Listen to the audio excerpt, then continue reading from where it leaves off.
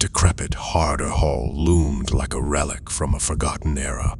Its windows, shattered like opened wounds, gaped beneath the moonlit sky, its paint peeled from the summer heat. Warping plywood sealed every entrance, boarded up to conceal its past. Jared and his friend, Alex, stood at the entrance of the abandoned hotel. Its history shrouded in darkness, its secrets locked within its walls. Using crowbars, the pair pried away the plywood that barred the entrance. They remained there, only peering in as they gathered their equipment. They breathed in heavy, musty air that clung to their lungs.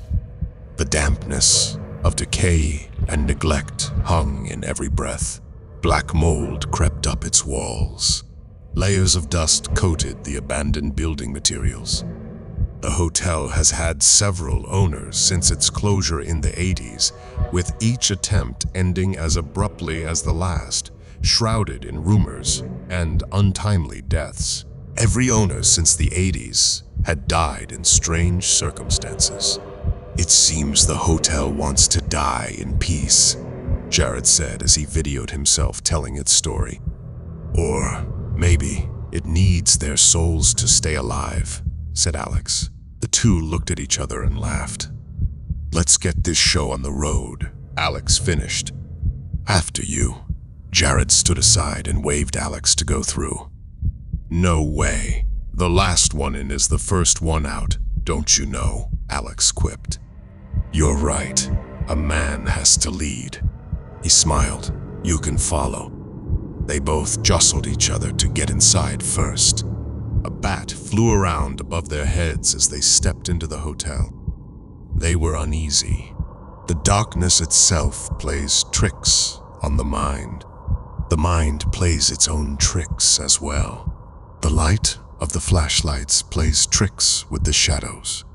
Knowing the history of a place and then going into that place at night can send chills down the spine of even the bravest of persons. This one was no different. Their heart rates had already risen upon entering. "Radio check," Alex said, talking into the radio. It squealed, being in close proximity of the other radio. "Not so close, my dude," Jared said, holding his hands over his ears. As they've always done, each would go in their own direction through the hotel. They believed they got more activity when they were alone, each recording and speaking into the camera as they walked around. Jared went left down the corridor, while Alex went right towards the Great Hall.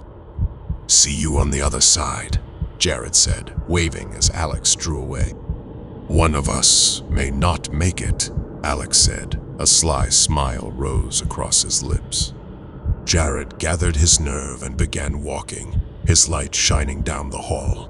He looked back as Alex faded away in the darkness. "Here we are, folks. The glorious, haunted Harder Hall Hotel," he said, as his body began to tense in anticipation of what they may experience tonight. A door near the end of the hall squealed softly against its rusting hinges. "Here we go," Jared whispered into the camera. "It's already begun." Jared looked back towards the Great Hall. He could see Alex's light sweeping the area. The door at the end of the hall banged lightly against its frame, causing Jared to return his attention back to the door at the end of the hall. His breath rasped in his throat. A bead of sweat dripped from his forehead. Jared could already feel they were going to have an exciting night. He shivered, although it was 83 degrees outside. "Is there anyone here?" he asked, mainly for the sake of the video. "Can you give me some sort of sign?" The door creaked open. It could just be the air pushing the door, but he didn't think so. Jared paused, his eyes and mind zoned in on that door. Everything else was a blur. He began to breathe again, after forgetting to. His light flickered, and he shook it. "I want to see you," he said. He wanted to provoke it, to make it angry, but decided he would wait just a little longer. After all, he was already getting activity. Maybe he wouldn't have to provoke the spirits. The door banged softly against its frame. None of the doors had knobs on them, so none of the doors could close. From the same room, something metallic hit the floor. Jared began to wonder if there might be squatters in the building. "Okay," he said, "but I've got people who want to see you. Thousands of people." Again, the door banged against its frame. The hairs on his arm stood straight up. His voice cracked. "I'm coming, whether you like it or not." This time, the door opened wider, its hinges groaning and then slammed against its frame. Jared swallowed hard, his hands clenching the camera and flashlight. His eyes wide, unblinking, stared down the long, dark hallway. His jaw tightened, his breathing short. "Here we go, guys," Jared said, creeping towards the end of the hall, not making a sound. As he neared the door creaked. It was beginning to open. Back down the hall, the sound of a piano began to play. He could barely hear it, but it most definitely was a piano. He reached for the door, the camera visibly shaking, and he looked back down the hallway where the music was coming from. Jared pulled his walkie-talkie. "You hearing music down there?" "Yeah, it's coming from the Great Hall here, but I can't place it. It's like it's all around me. It's freaking me out." "I'll be there in a sec. I've got some shit down here as well," Jared said. Jared pushed open the door. It creaked as he opened it. The flashlight cut through the darkness. Then he took a step inside. Jared covered his nose and mouth, turned, and looked for the source of the smell. Lifting a tattered shirt in the corner of the room hid the remains of a dead rat. He released the shirt. He noticed the windows were still intact, not a crack in them. From the hall, he began to hear footsteps coming in his direction. Jared turned off his light, thinking Alex was coming. He wanted to scare him, so he crept up to the door. He jumped out into the hall, turning on his flashlight as he did. There was nothing there. Back in the room, something outside caught his attention. It was just a glimpse, but it looked like a shadow of a man, but where no shadow should have been. Jared picked up his radio, meaning to contact Alex, but as he did, the door slammed behind him. He jumped, the radio hitting the floor.